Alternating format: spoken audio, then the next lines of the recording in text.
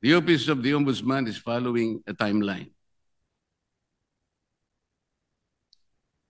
So paano po niya nasabi na on December 5th? Ano na yun? Anong date po ba yun? Ito po yung nakakatakot, Mr. President.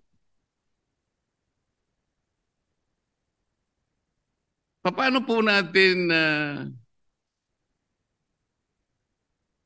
mapapaniwalaan na sa timeline na sinet ng Ombudsman, may palalabas niya yung warrants of arrest? Hindi ba ang ibig sabihin nito, pwede niyang i-preempt ang decision ng Sandigan Bayan or the RTCs because he's following a timeline.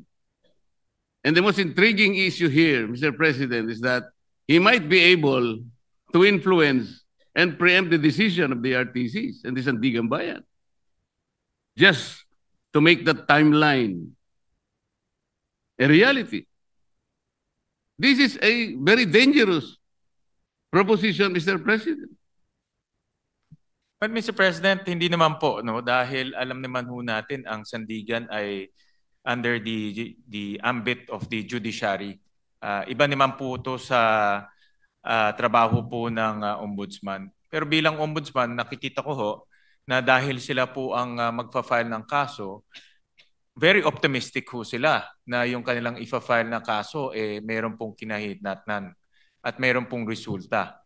So yung resulta na gusto ho nilang mangyari ay mag-issue ho ng warrant of arrest.